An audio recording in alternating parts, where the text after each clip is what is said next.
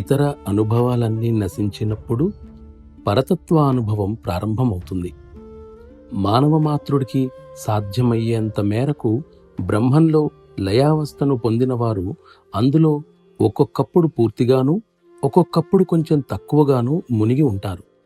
బ్రహ్మంలో సదా సంపూర్ణంగా లీనమై ఉన్నవారు చూసేందుకు శిలా ప్రతిమ వలె కనపడతారు, కానీ ఏ పనైనా చేయగలరు.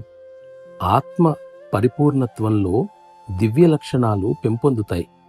దానికి వేరే దానితో సంబంధం ఉన్నట్లయితే అప్పుడది సంపూర్ణ శాశ్వత సత్తత్వ ప్రాప్తికి సిద్ధంగా ఉన్నట్లు కాదు.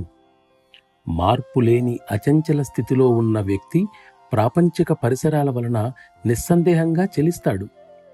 మనిషి శాశ్వత తత్వంలోకి పూర్తిగా దాటి వెళ్ళిపోకుండా నిరోధించటానికి స్వల్ప రూపంలోనైనా మానవత్వ బంధము తప్పనిసరిగా మిగిలి ఉండాలి. అత్యున్నత సామర్థ్యం కల వ్యక్తి విషయంలో ఒకటి తరచుగా సంభవిస్తుంది. ఎప్పుడైనా ఒక ఆలోచన వస్తే దాన్ని గురించి సంపూర్ణ శక్తితో అతడు ఆలోచిస్తాడు. ఫలితంగా దాని తీవ్రత మరింత ఎక్కువ అవుతుంది. నిజానికి మన పని నెరవేరటానికి అవసరమయ్యేంత వరకే మన ఆలోచనను ఉపయోగించాలి. కుటుంబ భారం మన భుజాలపై ఉంది కాబట్టి ఆందోళన మెల్లగా ప్రవేశిస్తుంది. కానీ ఆందోళన అవధులను దాటిందని అనిపించినప్పుడు దానిని తాత్కాలికంగా ఆ సమయానికి విడిచిపెట్టాలి.